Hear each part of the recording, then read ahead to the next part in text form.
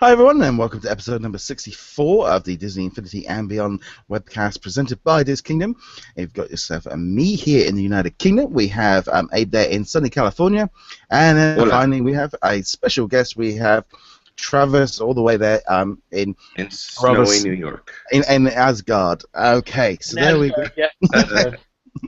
So He's on this guarding our Asgard. yes, on this week's show, we're going to be discussing the Star Wars The Force Awakens play set that was announced. We're also going to be discussing Marvel Battlegrounds, which was announced, and also part of the New York City Comic Con, which Travis attended.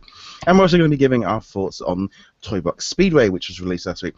Unfortunately, last week I decided to go on vacation, and it was kind of a bad choice of time to kind of, in terms of news, of how much news was going to come out in the 1 week we decided that we weren't going to be live.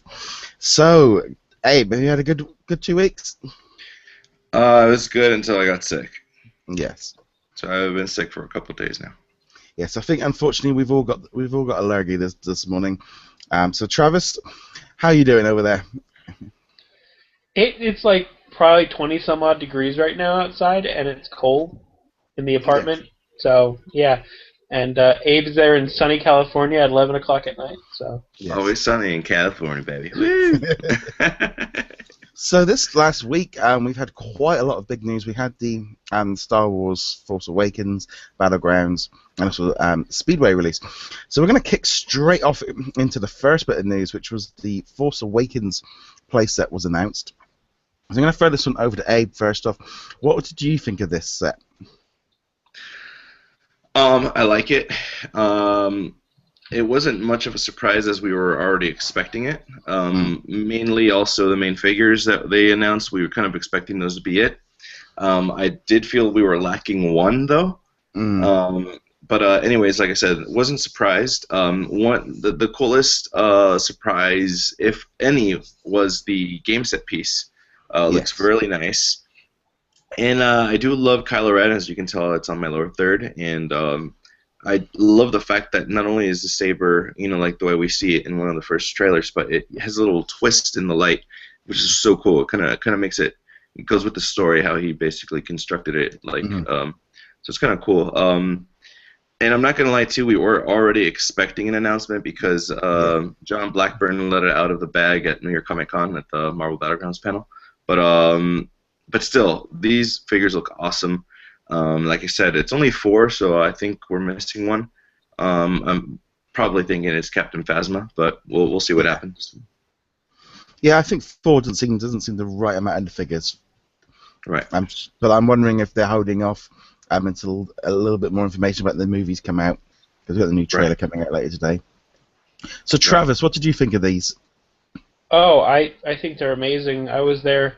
Abe and I were there at D23 when they revealed Finn and Rey for the first time, and I was excited to see the other ones. Yeah, I think Captain Phasma's going to come out later, kind of like similar probably to Darth Maul and Darth Vader, how they're kind of delayed later on. I have a feeling that probably Phasma is more of a main central villain part in the playset rather than the Kylo Ren, sorry, and yeah, I think they're great. It was funny that Mondays, like the retailers released images, and then we're like, oh my god, it's a leak, and that was probably the one time that Disney goes, no, it's not a leak.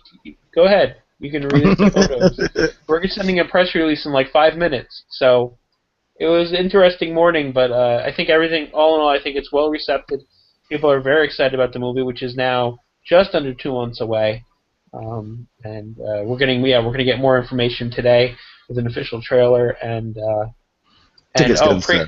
Yeah, tickets go on sale, pre-orders go on sale, and I'm highly anticipating myself buying the movie marathon today. So yeah, I must be trying to sort out my tickets hopefully later or tomorrow.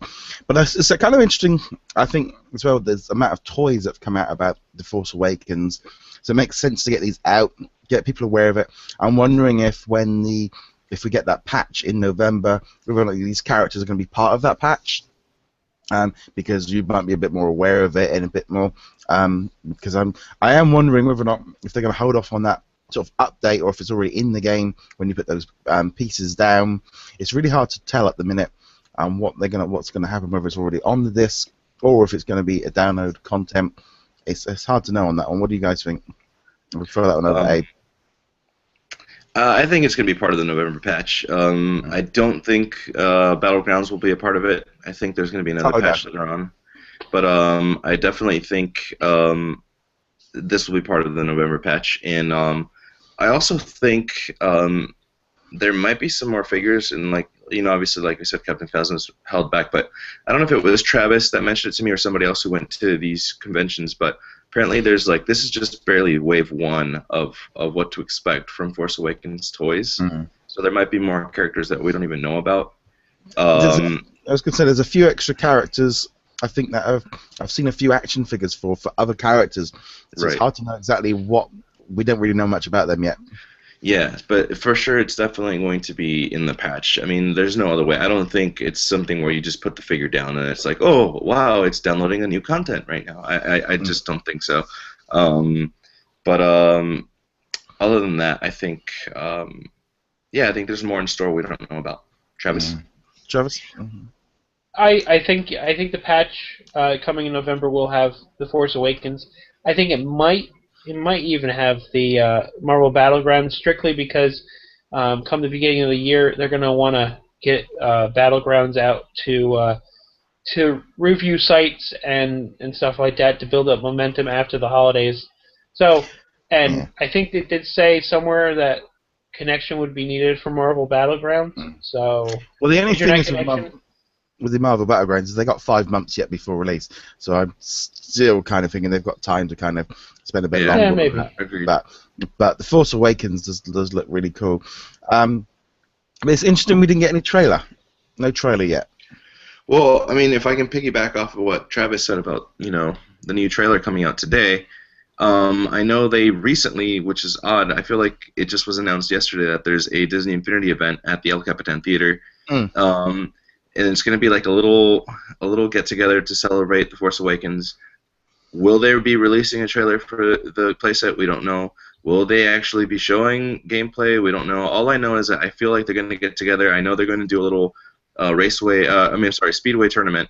But the question is, are they going to just show the new movie trailer and that's it to celebrate, or are they actually going to give out some information regarding the content? Yeah.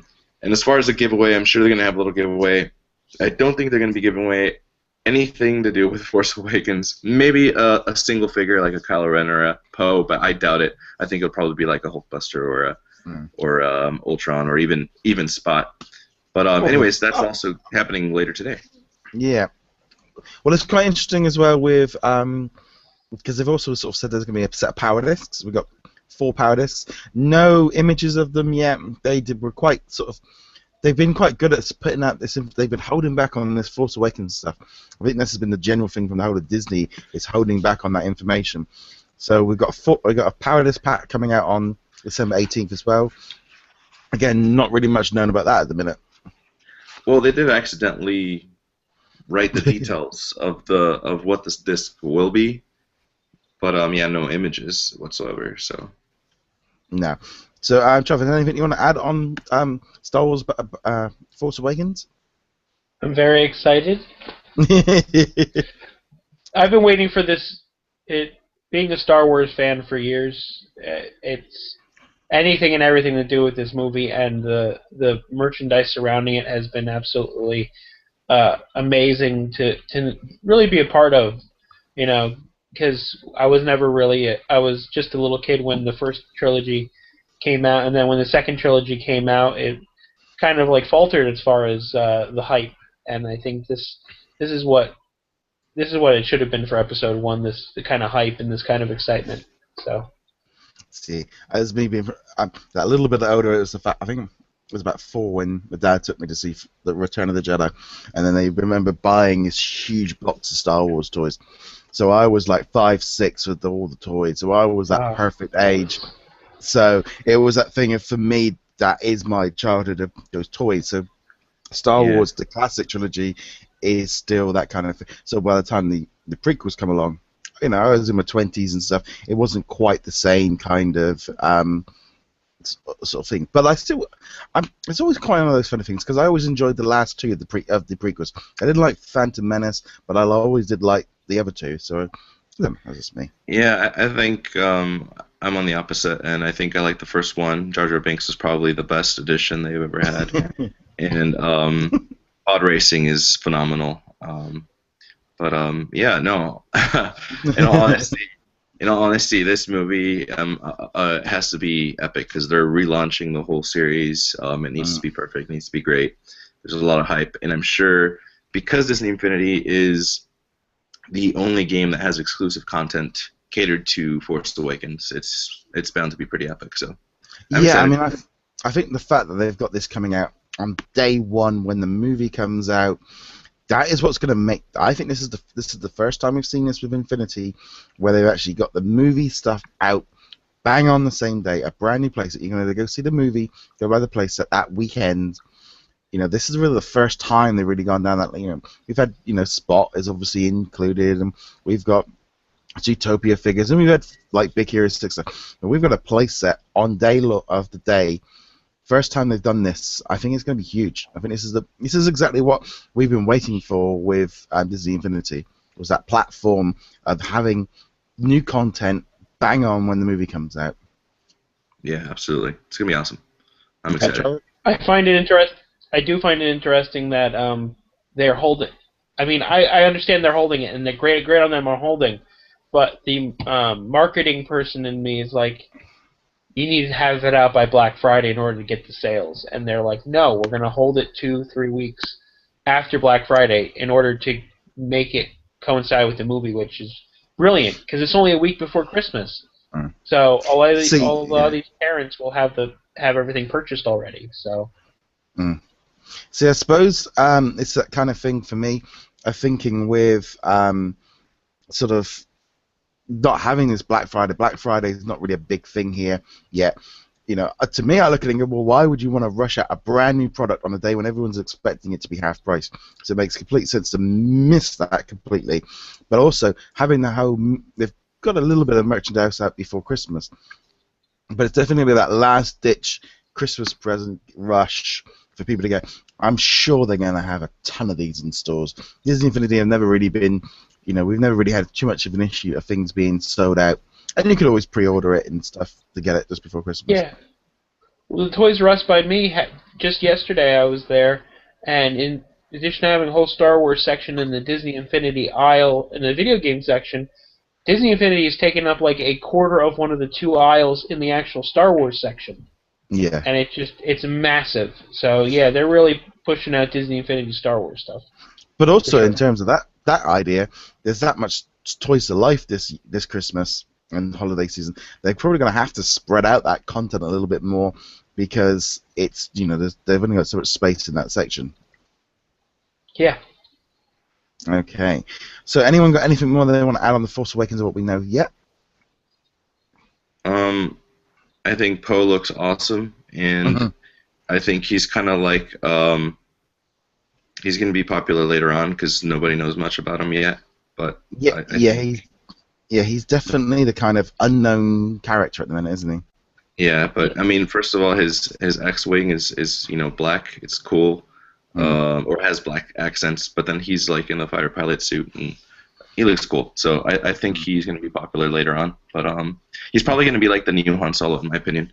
But we'll see what happens. What I find interesting is I don't know if you guys saw the new poster that was released yesterday, but Han Solo's actually featured more prominently in the poster than Poe is. So I'm wondering how big of a role he plays, and if he's going to be one of those secondary characters that die down because it doesn't look like Star Wars is hyping him that much, or will he be like a tertiary character that rises in popularity? So I guess I think it's option 2. I think it's more maybe they've put the Harrison Ford at the front to kind of say it's still old Star Wars. They still needed to put that kind of there for people to kind of go, it's the new, it's still the stuff we've loved. Because I think the only thing that everyone's now going, it's where's Luke? He's not in that poster. Is he behind the mask? At all. It's like everyone's like, going, is he Kylo Ren? No. No. It's Adam Driver. Yes. Spoiler alert. Okay. Right. Okay. So on that subject, we are now going to move on to next big news. Okay.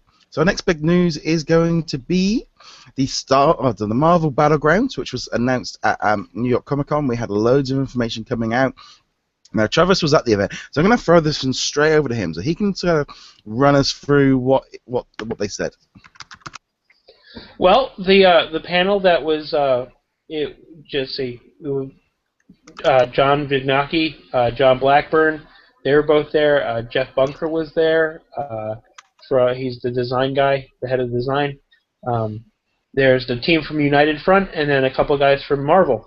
They were all there as part of the event, and they basically announced a platform and showed live gameplay from Marvel Battlegrounds, and with the 4-player combat in-house combat. It's not available online, but it's a great looking game. It reminds me a lot of my Super Smash Brothers days, and I think everyone's going to enjoy it. It's a big brawler game. One of the biggest things they said is they took all the characters, and all the Marvel characters are playable from 2.0 and 3.0, and they took all these characters, brought them into the game, and they gave them all special abilities and moves that are only available in that game.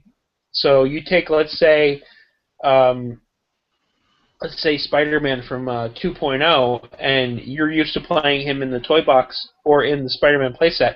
Well, he has moves and abilities inside of Marvel Battlegrounds that are unique to that playset, which is great, and it brings another level of replayability and value to the 2.0 characters, which is something they wanted to do with this new playset. Yeah, because this all got announced. Literally, one of the big things that kind of got announced with it was that the first Avenger, Captain America, would be released. Now, this one, he's going to be part of the playset pack. Now, he looks pretty cool. He's got this. He's pretty much an unmasked variant of him. Looks like he does in the movie. He's kind of got his shield down. Roger, do we know that for sure that he's going to be part of the playset pack? Yeah. They said that he's going to be part of the playset pack. They confirmed post game. Yeah. Now the thing is, this one kind of created a little bit of a sort of flood of information of people kind of sort of reacting to it. Really, was this idea that you're getting a remode, we're getting a repose, something not too much different than what we've seen before.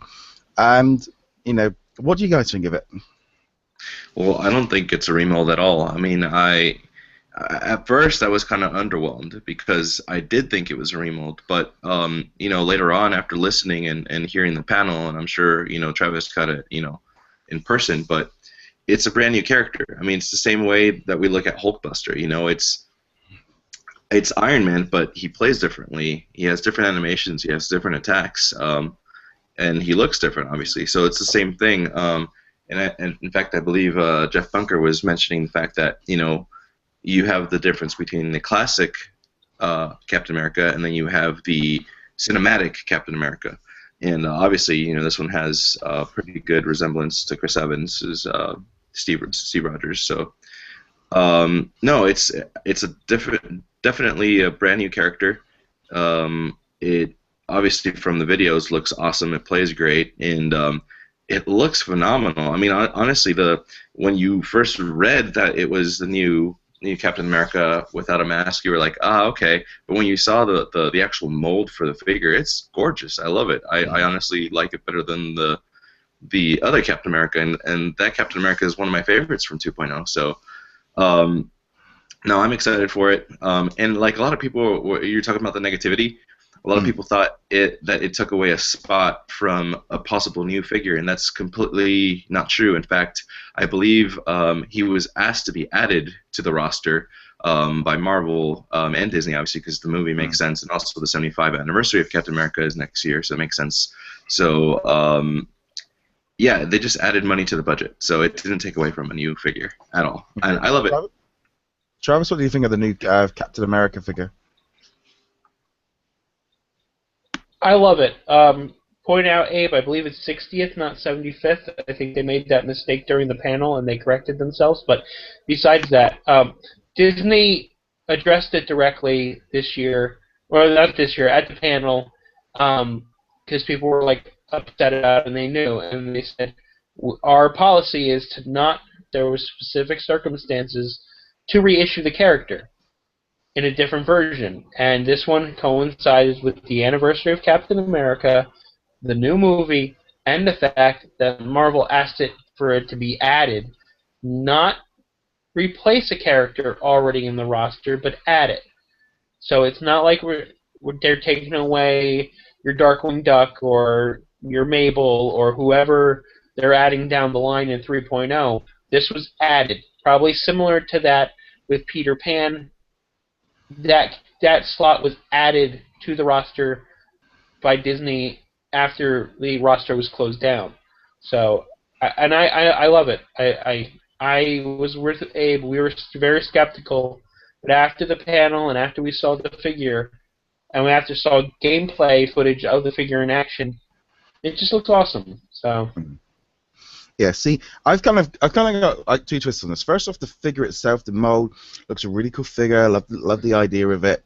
I think it looks a lot smarter the way he's standing with the shield, and the fact it's going to tie in with the Civil War movie coming out.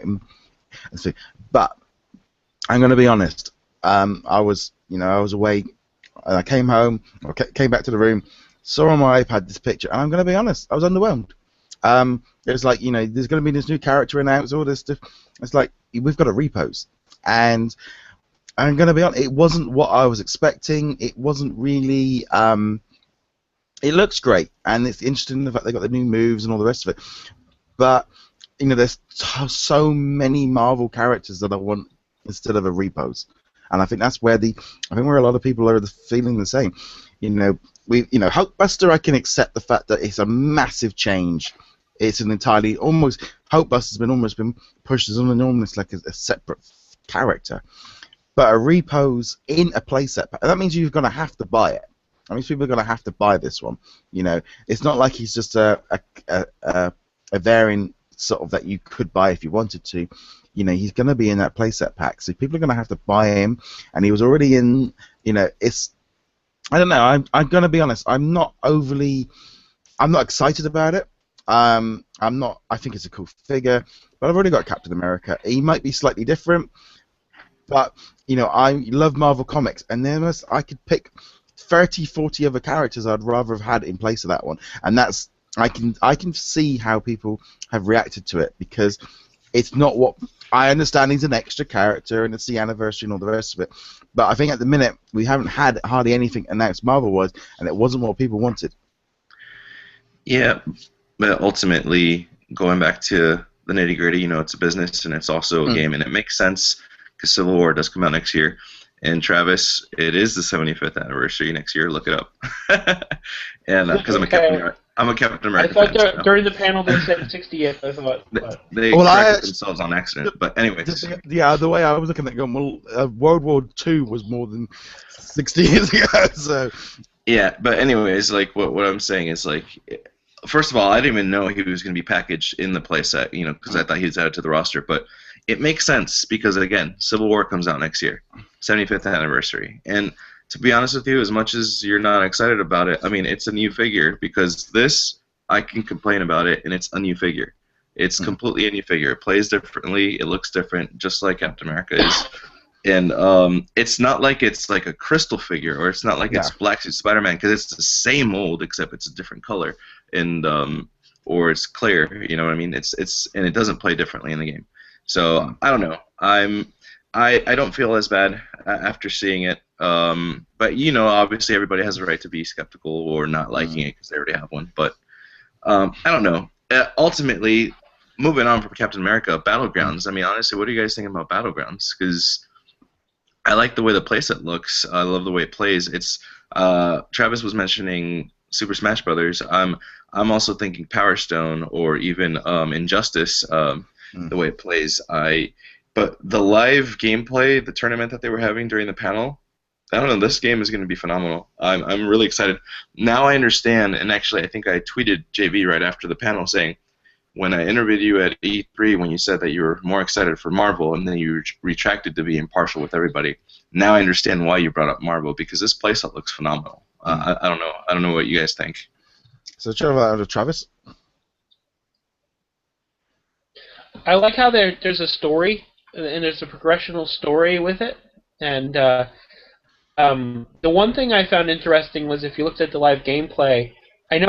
I've never played Power Stone or Injustice or all that, but I'm going to hark back to Super Smash, which is something I played a lot as a kid. Is when you got KO'd, you came back into the game until the timer ran out. I guess unless you ran out of lives.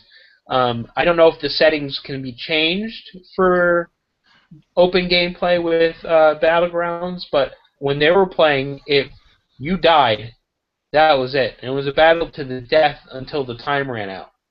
And I think that's awesome, because I really dislike sometimes when I was playing, someone would like die a couple times, and you're like, okay, well, we don't have to worry about them, and then they would come back and, get a power hammer or something, and then kick the crap out of you when you're not looking.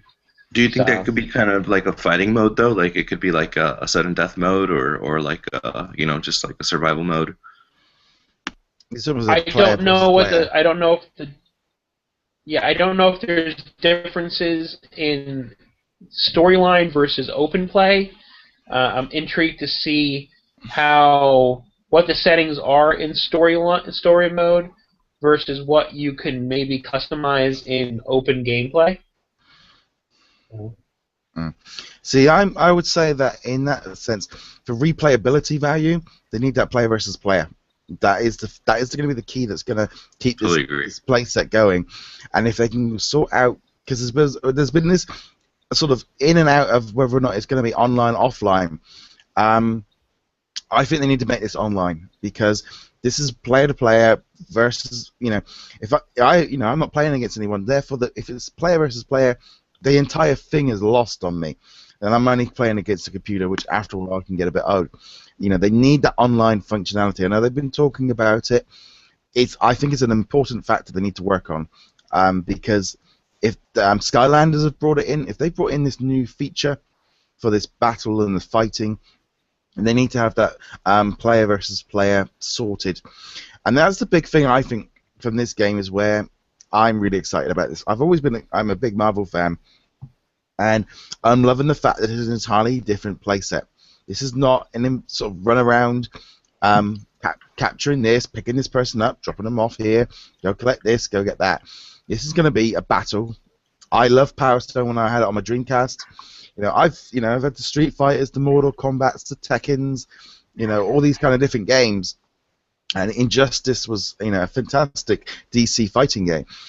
So all of these games I've been playing, beat 'em ups since I was a kid. So this is kind of a great way of offering additional content, offering that different style of gameplay.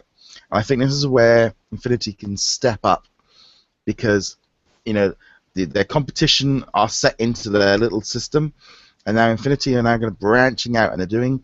If we've got karting, and we've got fighting, and we've got platforming, and we've got investigation, and therefore we've got all these different systems. And I think this is the cool thing with the Marvel ones. I'm still not entirely sure if I know they're going to be announcing it later on and coming out with a little bit more information. They've done a great job, I think, in some ways, of having this come out 6 months after the game comes out. All the other guys have all got all their stuff out. Everything. It's all going to be old news. They're going to come out with something brand new. Get the Marvel attention on it. It makes sense why now there's been so much laxter. There's not been a lot of Marvel stuff at launch, because essentially they're holding this back for next year. They're holding this back to when all the other guys have got everything out. They can literally come out in January and February and go, look what we've got coming out. And I think it's a massive change for Infinity to have this huge thing. We're still 5 months away from it being released. That's feels insane. You know, that's back to when we were talking about, you know, back in May when we were talking about the game coming out. That's how far away it was. You know, we've still got months and months, and I think it's a massive change for Infinity, and I think it's going to make it be a big difference.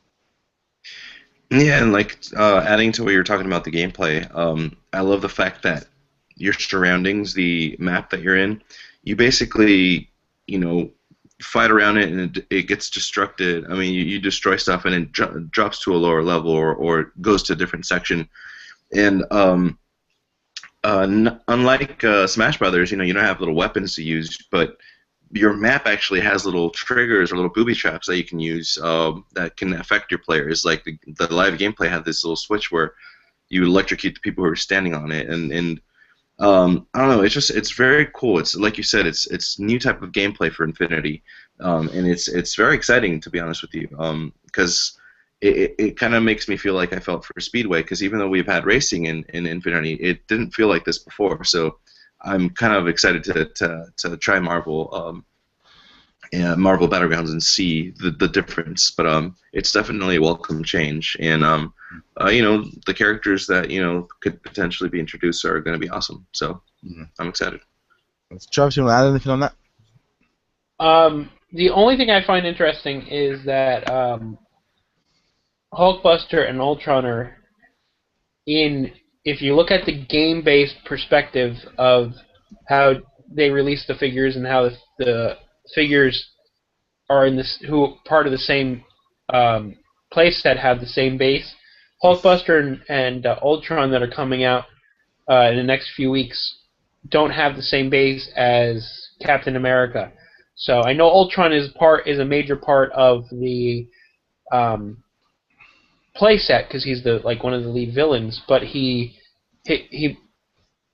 find it interesting that they don't have the same base, which leads me to believe that there's even more characters coming for Battlegrounds. So, you know, if you're looking at an average roster of, let's say, 5, which is kind of average now for a playset for Disney, so hopefully we can get more of those characters. So yeah, I mean, I think they're very much pushing the concept that they've got all these other Marvel characters on the shelves. So maybe if this is your first time into Infinity, you go out and buy these other characters. This is almost like they're saying, you know, you've got 20 Marvel characters on the shelf in the stores, not necessarily already at home, because I don't know necessarily that that's the main thing they're pushing. It's like these are characters that they're going to keep going back to, because they, you know, Spider-Man, you know, they can keep doing reposes and remodels and stuff, but they've got this huge collection of Marvel ones, and I think it's a much longer plan. Yeah, and I do like that they're introducing an original storyline. Like they mentioned the places we're going to, like the Brooklyn Shipyard, Wakanda, a lunar shield base, and then even in the panel they said that we're going even further than that. So, you know, could we be going to Asgard? Could we be going to any of the planets for, you know, Guardians of the Galaxy? The fact that it's an original storyline is really cool, and it just opens up the doors for different types of figures and characters we'd be getting to play with. So it'll be interesting. Yeah, I'm a split because I loved the Injustice game by DC. It was kind of a slightly different style because it was 2D, but you know, they had those trigger points and they had a story and they had cutscenes and all the rest of it. So I think it can work really well. It's going to be different. I think Marvel fans are going to be into it. I think if you're not a Marvel fan, it's a kind of thing, if it's far enough away, if you're not interested, you can leave it alone. You don't have to go near it. And I think that's the kind of the cool thing with this Marvel stuff this year. Though I'm going to be, you know, I could have easily have had three more Marvel playsets this year, and I would have been more than happy. I'm like I said, I can't get enough superheroes. You know, I was going to mention one thing. The way this game looks, I'm wondering if it's going to be so popular to the point where people are going to want to be able to battle with all their figures the same way that you battle with this. So maybe they'll introduce like an expansion game in the next version of the game, or later on that'll be cross-play with all the figures. Because again, just seeing it live, and I'm sure, you know, Travis probably felt the energy in the room of how exciting it is just to see, you know, just to have 4 people playing against each other with that playset. It looks really cool. Yeah, Travis, you want to add anything? Yeah, it might be a little bit of a stray, but I just want to jump onto what you said, Roger, about wanting more Marvel playsets. while at New York Comic Con, I was able to take part in the Lego Avengers, Marvel Avengers panel and press thing, and I am just as excited about that now, and I wasn't before that past weekend, than I am with if you want superheroes, go with Lego Marvel Avengers. They're saying at least they hinted at well over 200 playable characters in that in that game. So wow. It's already way on my radar. I knew it was before New York Comic Con, but I'm just saying that it needs to be. I mean, I know that Disney Infinity can't even come close to that because of all the different characters, but man, come on, Fing Fang Foom. Just when they said Fing Fang Foom is a playable character in it, I was like, I'm sold. Where's my copy? But getting back to that, I love the panel. Abe said it, I could feel the electricity in the room. People were very excited. I wish the Q&A part of the panel was a little bit more geared towards actual questions instead of, can you put this guy in the game? Can you put that guy in the game? That was underwhelming. There was a absolute frenzy at the end of the panel for this little guy here, which was weird because they, last year's panel they said they had free figures and they didn't have any way of distributing them properly, so there was a mad dash, and some people ended up getting 5 or 6 characters, and other people got none. This was a lot more organized because it was in a controlled environment. They were in the Empire stage, which is I think even bigger than main stage now, and they had plenty of figures for everybody. So it was kind of crazy to see the actual fervor for this actual figure. But the panel was great, and the guys are awesome as always. And the team from Marvel, they were there all, and they knew their game, and you could see the passion that they have with Marvel, which carries over to the passion that they are with the game.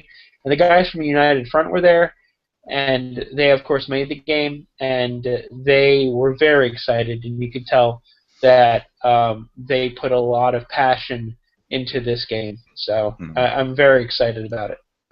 Okay, since you both have kind of sat there, with your Hulkbusters, you've both had a chance to play with them over the weekend and stuff. And Hulkbusters is going to be out. Is it November the 4th in the US? Well, I can't remember exactly the date for the US release, but it's at the beginning of November. I think second week. I think it's like November 11th. November the 4th. Yeah, November the 4th. So this is.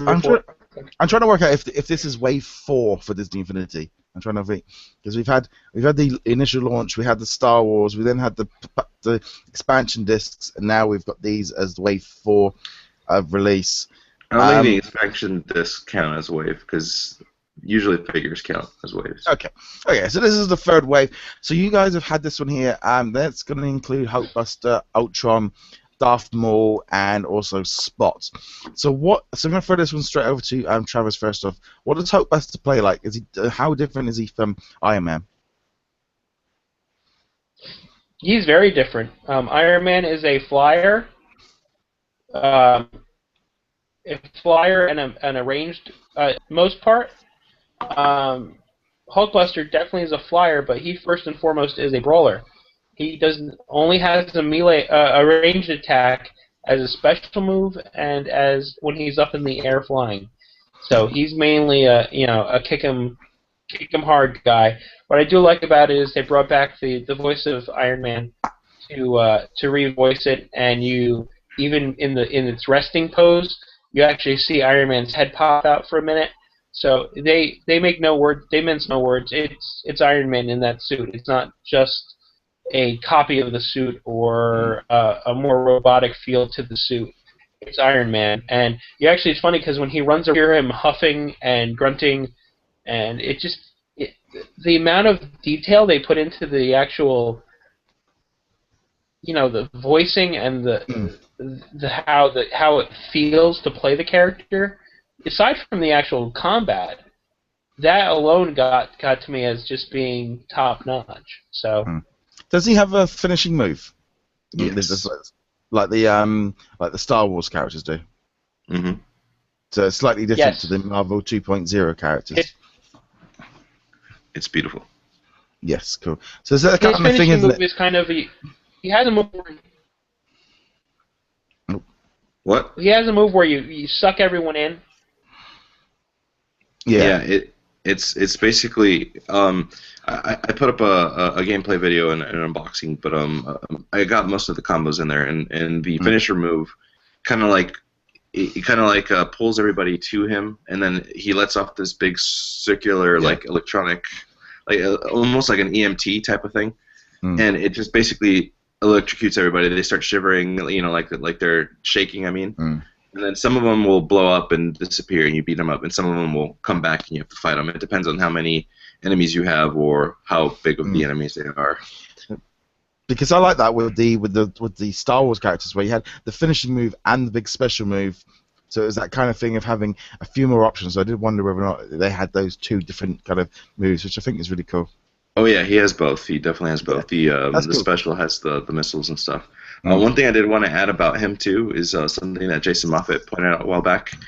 If you put your Iron Man figure right next to your Hulkbuster figure, it'll actually look like that actual figure can fit into him. Like the scale is really good.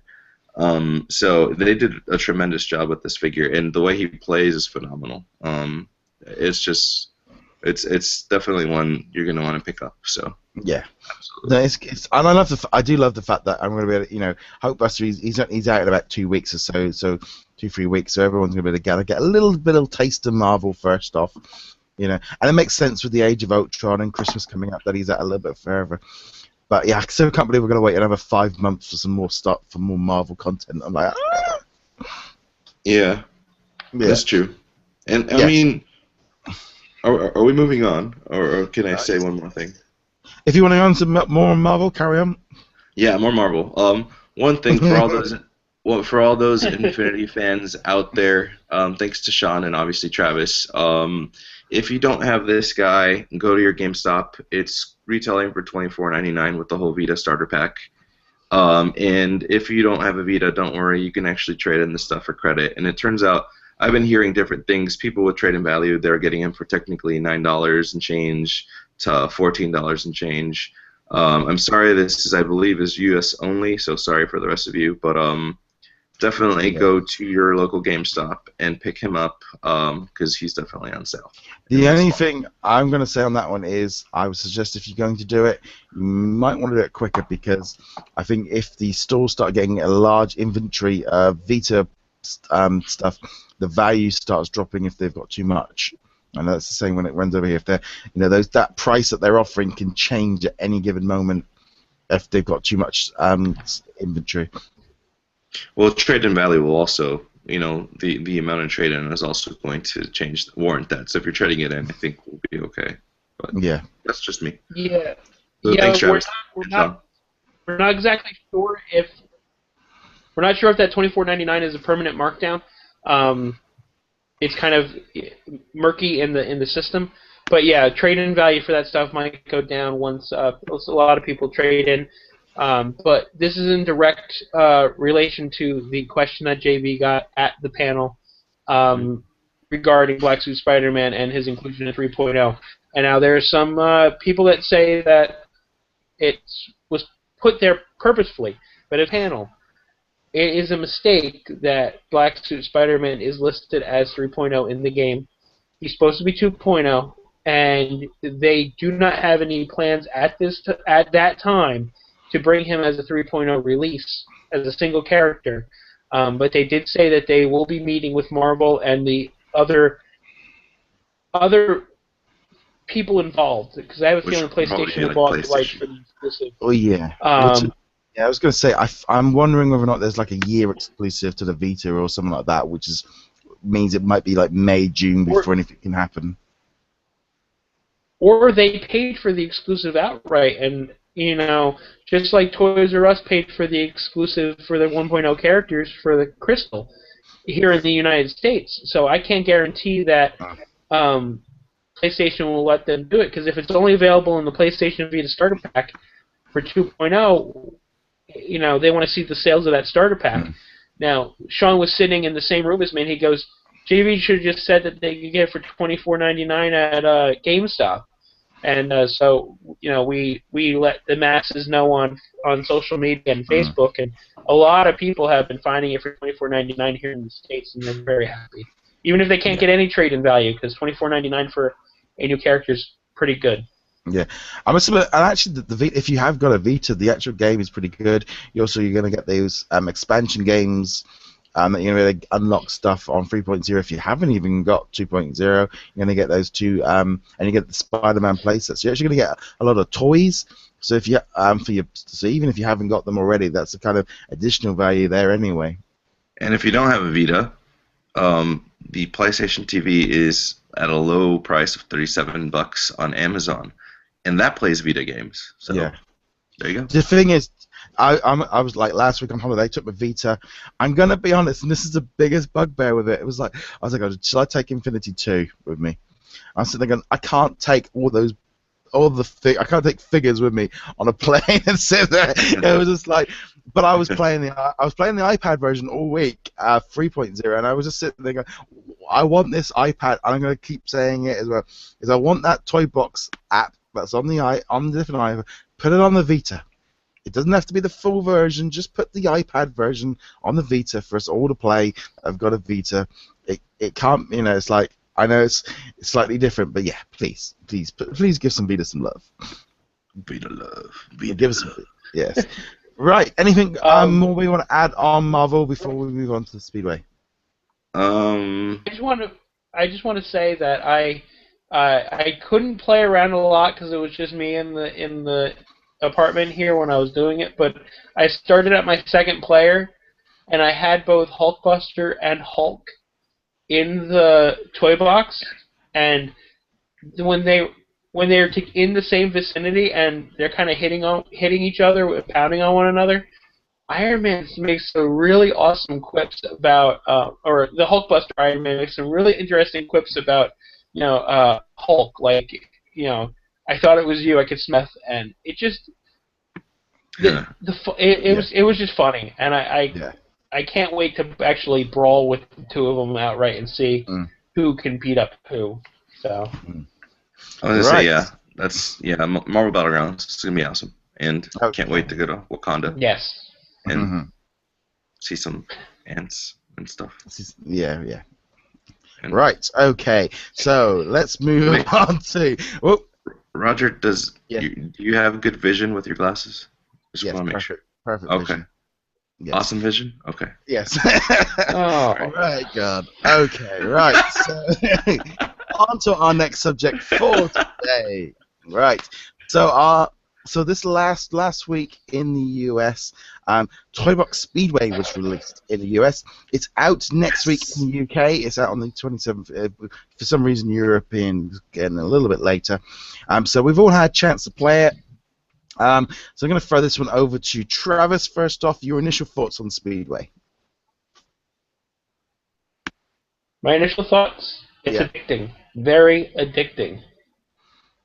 If for nothing else, when you're talking with your friends online party chat on PlayStation 4, and it's like, I got a gold statue here, I got a gold statue there, and then when you spend all night so you can get gold statues everywhere, it really is. It definitely plays a lot better than 1.0 or 2.0. It is tuned pretty good. I mean, the drifting is very responsive. I actually could drift right around certain places where in 2.0 I would slam into the side of the wall because it wouldn't drift right when I wanted it to. It's really good and challenging. Those time trials with your ghost mater that you have to beat in order to get a gold star, it's just some of the times you're like, well, where did Mater go? And he's like half a lap ahead of you and you don't realize it. So. Yeah. Okay. Abe, first initial thoughts. I love it. It's such a welcome and breath of fresh air to the Disney Infinity platform. I'm kind of glad that they went out of the toy box and did some things that you're unable to do in the toy box for racing. I love that what Sumo Digital did with the game. Love how the story progresses during the laps. But I mean, initial thoughts, awesome. Loved it. Just like Travis said, very addicting, and it's just a lot of fun. Yeah, I mean, I've been playing it all week, and it just feels great to have, you've got all those different tracks, and they change as you're going around them. You've got the different battles. You've got the time trial, the battle ones, and then you've got the main race, and you've got the different CCs, the 50, the 100, and the 250, which I'm generally just feeling it seems to speed it up. It seems to speed up the speed that you're traveling at. But there's a lot, like you said, there's a lot of replay value because you're trying to get the golds, but also as you seem to unlock a lot of toys by doing different things, different challenges, different speed, and I like that. It kind of gives you incentive to play again, to go through it all, because it's not literally just like collect those free coins and you unlock everything. You've got to literally do it on different CCs, battle challenges, etc. Which I think is a really cool way of looking at it. It's just a lot of fun. I think, for a £12 or what is it, $20 in the US, it's a standalone game. That's the way I'm looking at it. For that price, at that price point, it's almost a standalone game. Yeah, absolutely. It's definitely, it offers a lot. But yeah, I mean, go ahead. I think you were going to ask something. Yeah, I'm going to say there's a couple of things that, in some ways, I'm sitting there and I'm playing. It's like I feel like it's an expansion game. It's maybe slightly being misundersold because I know everyone's been excited about it since it, but I almost feel like maybe if they set it up as a play set and chucked in like, I don't know, say like Herbie and maybe Luigi or Ramon or something, and done it as a playset pack, and done it that it's all the characters can play it, it probably would have got so much more attention, and it would have been the Disney kind of playset. And I almost feel like it's a couple more tracks, and they would have been not far off having it as an actual playset, because I think it's got probably more longevity than just a toy box side of things. Yeah, I mean, you're tapping onto the cons that I was going to bring up. Even though there was like 9 tracks and they were all awesome, I felt like we lacked some. Maybe a few more needed. And like you said, this definitely felt like it could have been marketed as a playset. And I agree. A few more tracks and definitely like the inclusion of 2 different new racing characters would have been awesome. But I just felt like even though it was, don't get me wrong, the tracks were awesome, everything was cool. I just felt like kind of wanted a little bit more. Do you know where I think the biggest thing where it was missing was the Marvel and the Star Wars side, because you've only got 1 track of each, and the way it's advertised on the front, I was like, well, I was expecting more Marvel and Star Wars. That was the big thing for me. Well, that's the thing. I think we were missing a few. I mean, if Travis remembers from the summit, the Sumo Digital people were fighting to get a few more tracks in. I mean, we were lucky enough to get the Monsters Mayhem in there because they were trying to get some more proof. So I'm sure they had plenty more. But the way I see it, I think the expansion games were supposed to be marketed towards kind of like the lack of Disney inclusion. Because even if you look at Toy Box Takeover, out of the 5 lands, there was only 2 that were, one was Star Wars and one was Marvel. So yeah, that kind of like correlates there. But one of the actually there was, if I can point out a few more things before Travis jumps in, there was no replay button, which annoyed me. Yeah. Then when you actually finished a race, you would spawn away from your vehicle, so you'd have to go spawn a vehicle all over again. And then there was 3 more things I want to bring up. Oh yeah, one was there was a cutscene in the very beginning when you first put it down. Yeah. When you beat the game, there was no ending cutscene. I kind of wanted to see like a Mickey celebrate with a trophy or type of thing. Do you know that I had the same thought? Was not so much on that, but why wasn't there a track? Why wasn't there we had that track in the opening bit, in the initial thing, where we're going past the house and we're seeing it, and I'm going, well, where's that track? I was expecting it. Well, that's exactly what was going to be one of my other points is when you beat everything, when you get all the the gold trophies, what you unlock is called a free race mode. And honestly, there is no big difference to the regular racing mode other than the fact that you can use vehicles that have boosts. But pretty much it just unlocked something that we technically already had. They could have at least given us a 10th track, like a hidden track. That track that you're referring to would have been awesome. And then finally, the last point that I have is what a missed opportunity to have a Cars themed race. You have this big movie that's catered to racing, and yet you don't give us a track based on it. So I don't know. Anyways, those are my cons. Travis, what do you think? Well, Abe, you know I agree with the Cars one because we were talking about it in party chat. My question and thought, thought more than question is, I'm thinking since it is a toy box game, expansion pack, it's not a playset, it's within the toy box. Could it be possible that down the line they will release more tracks via DLC? Via patch? That's a possibility. Nah. Yeah. Toy Box Speedway 2. That's the way I think they'll just lumber 10 tracks in another expansion game, and go that way. Why give it away for free? You're only paying $20, so. That's another thing, but you're only paying $20, so you get 9 tracks and you get a whole bunch of toys. I think it's worth it. And then giving Toy Box Speedway 2 or whatever, another 10 later on, even in 3.0, maybe this summer, and doing it another time would make sense. So they keep Sumo Digital involved in the game making aspect of it. I agreed outright that it shouldn't be a playset because Disney always wants their playsets to be property specific, and they went through great lengths to make Battlegrounds, the storyline, available to for all the 2.0 characters, and I don't know what Star Wars basically just said do what you want with adding the characters into all the playsets, which is an interesting concept and it changes the continuity. But having an all Disney I don't think would be conducive to what Disney wants to do with the playsets. So I think the only thing is to me is, and I think this is this constant thing of, I feel like the expansion game concept is fantastic. I love the idea of, but I think it's confusing. I think it's this kind of play sets, power discs. It's too confusing for parents and all the rest of it. I think if they could just literally, if they just slap that together, and the same with they could have done the same with Toy Box Takeover. Packed a figure in with it and sold it as a play set, but anyone can go in it. I think it would make life easier for them in the long run to be able to say, this is what this is. This is a play set pack.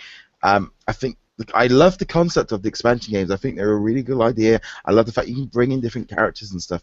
But it's the same thing what happened with 2.0. They've kind of made them look a little bit more like a playset piece, made them distinguished. But I feel like they're confusing matters. It's like this whole Lego thing with level packs and team packs and stuff. It's too much wording. They need to slim it down, make it easier. And I think this is where that's my kind of looking at it of like the actual racetrack is great and all the rest of it, but it feels like they're confusing matters. Travis? Yeah, I agree to an extent. I think it's very confusing, and I would, if they went that route and they made it a playset, I would like to see a racing character. Have either of you guys played the actual Speedway with an actual Cars character yet? No, not yet. No, but yeah, because it's that so kind I'm of thing. I'm wondering how they. Yeah. I'm just wondering how they would play compared to characters in vehicles. I know you said, Roger, that you played with pod racers in the game, and it didn't work out too well for you. Oh, I was just messing around. I was trying out lots of different vehicles last night just to kind of experiment with how they, because there is that thing that the vehicles all feel different when you're racing. I thought they might be a little bit more equal, but they're not. They are. We're still kind of, I'm still finding like motorcycles are still really fast. But I put the Jawa Sandcrawler and it didn't feel right, and I put the Pod Racer in and it was just horrible to control. I was flying off the edge on the Monsters University one. I was like, this is horrendous. I'm gonna be honest. But you put like the motorcycle and it was perfect. So like the vehicles are so different. Yeah, I was talking to Spencer. Yeah, see, I can't do the motorcycle. So. In the General Grievous wheel bike is always a bad idea to race with, just so you know. the way it jumps. Oh, I played it with the wheel bike. It was horrible. Yeah. But it's that kind of thing. In some ways, I like the fact that the vehicles are different because that adds kind of strategy. It makes them feel different. It means that they're all going to be playing that little bit different, and I think that's a cool idea. But also, like Abe's unfortunate attempt on Toy Box TV Live, where he kind of picked the wrong vehicle and he was instantly sort of, you were lost before you'd even kind of got going because you picked the wrong vehicle. Well, yeah, and I had the same misconception that you had, that you thought everything would be equal. But to be honest with you, I was told this when I went to San Diego Comic-Con. When I was demoing the game, they said every vehicle was going to race equally. Like Sumo Digital fixed this. Everything's going to be the same, blah, blah, blah. And I think they were wrong. I think they meant driving was fixed, but every vehicle races differently. So, yeah, I learned that the hard way on Toy Box TV Live. But yeah, even if you went at home, like, I don't know, I tried Mike Wazowski's car in my gameplay video. Like the turning was so sensitive, so I don't know if it's actually the vehicle itself or maybe I was glitching. But yeah, every vehicle just plays different. So you gotta find your balance. Yeah, see, I've got hooked on the Tron cycle and sort of Captain America's motorcycle. And that's pretty much every time I try another vehicle, I'm like, they're not as good as the bikes. I like the speed, and that's the way I feel with it. Bing Bong's rocket ship is amazing. It's really cool. You look at some of like Parking Lot Tram. Yeah, that one's good, is it? I must admit, I haven't tried it with the Powders yet. It's that thing of so many different vehicles and so many different tracks, and unfortunately, I missed a little bit of time with it because of my holiday. But it's just kind of there's this kind of thing with it. We've been discussing all the cons of it, but it's that kind of thing of we're really being quite nitpicky with what we're saying. Oh yeah, absolutely. Because in general, I feel this is a really strong. I've spent hours playing in it, and I think value-wise, if you said to me now, like, if I was saying to somebody now, trying to sort of say, don't buy another figure, don't buy a single character, buy this. Don't buy a Powders pack, buy this instead. This is, if you've only got $15, $20 or whatever it is, you should buy this rather than another character. If it's a choice between Hulkbuster in a couple of weeks and Speedway, buy Speedway. It's a lot better, a lot more play out of it. It doesn't matter what character you use, because you can literally just pack one character down and you can play the whole thing with just one single character with no impact at all, because they make no difference on it. I was gonna say, getting into the pros,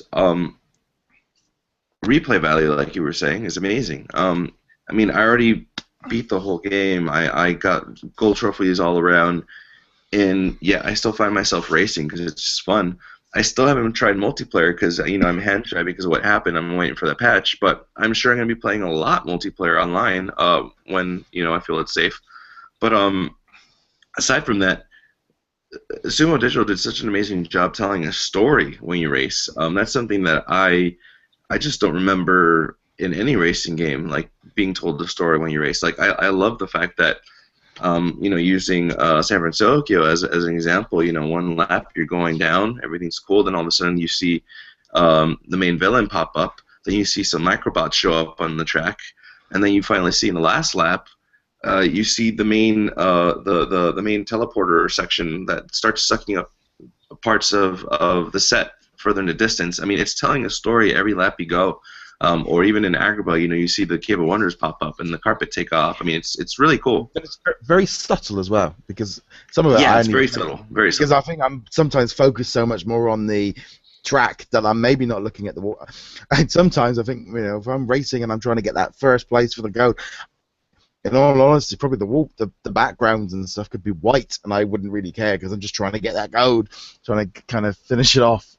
But you know what's funny, Roger, is that subtlety makes you find something new every time you race. So that's the cool thing about it. Like just the other day, like I was racing on Sugar Rush, and I didn't notice that King Candy popped up on my left. I thought he was in the very middle at the very end of the third lap, but he actually pops up in the second lap towards the left. He starts flying off. I mean, you just notice these different things.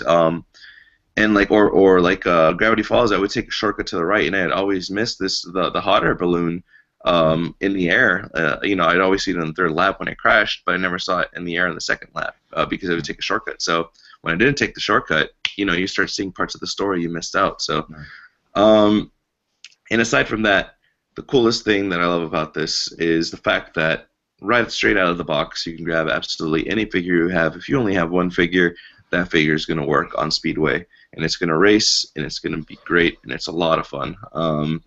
And the unlockables, I love the amount of unlockables. There's so many toys that you can unlock, and there's so many different ways of unlocking them. Like there's 3 hidden coins on each track.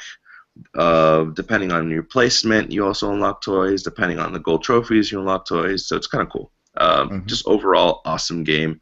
Totally, I think, is better of the two. Even though I did enjoy Takeover, I still think Speedway is better because I enjoy it and it feels fresher and newer. But definitely a huge pro. Yeah, Travis? Totally agree. It's a great game. I do recommend once you do get gold on certain levels, just to go back and enjoy the artistry in each level. The one thing you don't have to worry about is the changes in the story of the game, of the level. Don't take away from the track. I was worried when they said that things were going to change, that let's say, in round 3, part of the track would disappear or the shortcuts would disappear. That's not the case. It's what changes around the track, and I love it. And I heard a lot of people, one of the pros is that if your 1.0 characters and 2.0 characters aren't necessarily up to level 20, this is a fast and easy way of racing, having fun, and leveling up these characters. That's and true. Not sticking them into like a spark generator or something like that. It's a fun game. Takeover was great. The Takeover requires like the raising of sidekicks, and I will admit I'm not finished with Takeover yet because there's so much to do after the main gameplay is done. That there's a lot to Takeover. This is just racing, and it's great. So. Yeah, I think one thing that I took away from this was the amount of unlocks, and like Abe brought that up there. There's so many different ways of unlocking toys, but I love the fact you're unlocking toys. Takeover, I was underwhelmed with all the sidekick stuff because unlocking hats and weapons and toys and stuff for sidekicks was meaningless for me. I didn't want it, didn't need it. So therefore, I've had no incentive to go back into Takeover to unlock a hat. It doesn't interest me. But if I only want to get the frozen marshmallow or I get some set pieces, that's what I want. So that's been a big thing for me to play. But I was going to ask Abe, because I know you've spent a lot of time sort of winning. You must have spent a hell of a lot of terms of hours, because I know I've clocked about 10, 15 hours already. I did spend a good amount of time. I mean, it was pretty much a whole day that it took me to get all golds and stuff. I wasn't having too much difficulty with the time trial, except for the dunes of Tatooine. But no, it's just a lot of fun. Just finding the shortcuts too, making sure you drift correctly in certain areas. Then the way they hid the coins were interesting too. The rails, the placement of the rails, like, you think you got a shortcut here, but then if you go on this side of the track, there's another rail that might be better. And as far as unlockables go, I mean, I even forgot feats. Feats also unlock toys. I mean, it's just the range of unlockables is awesome. But yeah, I did spend a good amount of hours playing this game. Because I think And I'm sometimes sure that I'll gets spend lots lost. more. What's that? Say it again. I said I think that sometimes in some ways it gets lost a bit. Is a lot of times with video games you talk about how many hours and stuff, and I think sort of Infinity sometimes gets that thing of, oh, it's a really short game, and you do a playset in 4 or 5 hours. Well, I think I've probably spent if not more time in Speedway in the last week than I might have done playing through like the Twilight of the Republic story. I think that's kind of, and I think you're going to end up spending a lot of time doing the online side of things so much more. Well, you know what's funny too, and Travis just hit it on the nail.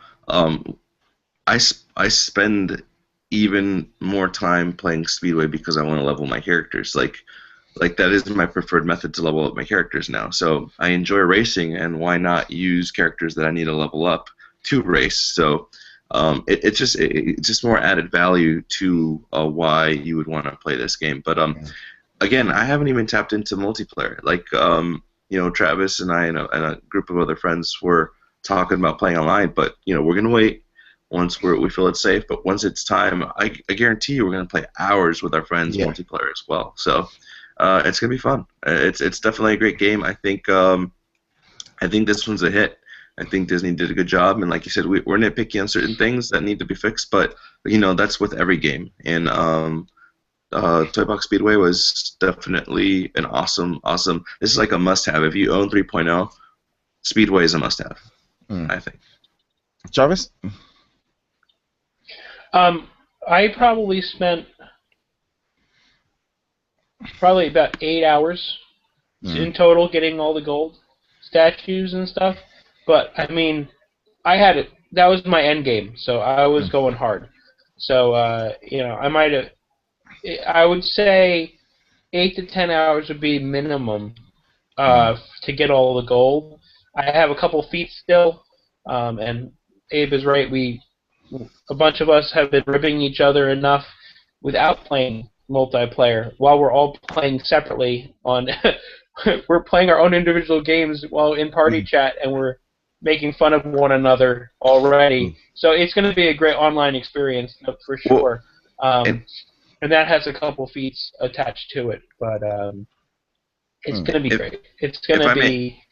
I mean, that's going to be great, but the game itself is. If I may add to that, kind of again being nitpicky, Travis kind of reminded me of a little con. Even though we couldn't, play against each other or multiplayer, we could see each other's times towards the end when we hit the time trial. Yeah. And the con on that is the only way to see each other's times is by racing. Like we can't actually go to a track and see. Oh, okay, who has the best time? So after every race, that's the only time you have a chance to see everybody's time. But again, being nitpicky here. But anyways, yeah. I mean, even without playing multiplayer, we're already grinding each other's gears by saying, "Oh yeah, man, when we play, you're going down. You're gonna taste my dust." So. I think this is the thing. I think it's gonna really. I think that's what's gonna keep you playing. It's like I'm saying, in terms of gameplay hours. We're like say you're croping up into that sort of double-digit territory in like the first week, and you're going, oh, we can do this, and we'll be playing online. That is where the value of this really kicks in because, it's like if you're only, already you're looking at $1 or $2 per hour for what you've already done, a really good value. And I know some people have said, well, this, you can create. You can create racetracks in the toy box, and you can share them online, and you can. But this Speedway has meant that they spent time on that racing ability for the actual game. So yeah, you can use it inside of the toy box, and the benefits of Speedway have already come into the game. So you've already kind of got it. So yeah, you're going to have all these racetracks that you probably could already download, but the technique and the way they've built it does seem to be so much better done. Absolutely. Yeah. Right, I think that's pretty much going to wrap up the Speedway side of things. And like I said, I think we've all been really enjoying it, really sort of pulling it. I said, well, I mean, we've pulled it a little bit to bits. I think that's because we're being really nitpicky, but also the fact of, you know, in some ways, the actual gameplay and the racing works pretty much so well that we're just like literally like picking on those tiny little things that we'd like to see improved. But also, in some ways, that little bit of feedback will hopefully help a little bit. I know for a fact that when I've got like silver, I've just got bronze or something like that, and I'm like, I want to just hit that replay button straight away just to kind of get to do it straight away without having to go back Absolutely. in. And also, did you find with that stunt park? I'm going to be honest, I did cheat and just use Iron Man just to fly around and get all the rings. Oh no, I did it. I did it normally, and it wasn't that hard. It was again the reason why I think it benefits you to do that stunt park. It actually prepares you for the races, like being able to make certain jumps and reaching a certain like rail. Kind of prepares you for certain races because you do have to jump. Like in the San Francisco one, we have to jump to go to your rail, or even in the Monsters Mayhem, there's like 4 or 5 different rails in certain parts of the track, and you have to jump to a certain one, or you have to time your jump to get to it. So I don't know. Otherwise, yeah, you can cheat if you have difficulty, but luckily I didn't. Yeah, I didn't even think about cheating until someone mentioned it, and I already had all 21 rings unlocked. Yep, but same here. If I always have to remember that turbo boosts are my friend, and also flipping while in the air, because a couple of those rings I only got because I remembered that I can do a vertical flip, and and monster tires, because monster tires make you higher off the ground. So some of those rings, especially, or actually not maybe necessarily the rings, but the coins inside some of the playsets, inside some of the tracks, I noticed that I could only really reach if I did a nice good old flip with the monster truck tires. So which adds to the point that you need those 21 coins to have monster tires. So exactly. So yeah, I just think in general, it's just a really good game. And it's like, I know they talked about it before about whether or not the idea of would they release as a single game where you could use all your characters and stuff. And it's like, I honestly felt like if they took it away from Disney Infinity and literally just released it as it was, with one character in it that you could just use all the time, it would. If it was a $20 or a £15 game, it would have been really good value, even regardless of Disney Infinity. And I think that's really where I wouldn't necessarily say that's the same maybe with the other ones, but that's really does feel like an almost separate video game. Yeah, absolutely. I agree. It feels definitely like a standalone game. I would have paid $20 just for Marshmallow. I mean, I wouldn't. I would definitely. But it's definitely been a really kind of cool week. Next week we'll be back with. We're going to kind of go through all the little bits. There's been quite a lot of little bits of news that's come out this week, including the PC version coming out on the 29th and some other bits and pieces. But we thought we had enough big news this week just to kind of cover through that. So anything else you want to add? Yeah, some incredible accessories that came out here in the States. Yes. Just want to give a big shout out to our Patreons, James at the Infinity Museum, and also our main sponsor, sortapps.com, and also Magic Bank. It's a big thank you to Ethan for that, and also to all of our other patrons. It really does make a difference, being able to kind of trying to improve things and do bits and pieces for the site. And also just a quick shout out just to follow us on Twitter. You can also find us on Facebook. Also be sure to follow. You can find all 3 of us on Twitter as our own people as well. And also you can find our Facebook group, Infinity and Beyond. If you're on iTunes, you can subscribe there, and you can also give us a review. That would be great. And then finally, just check us out at DisKingdom.com. And these guys just, there with the Hulkbusters.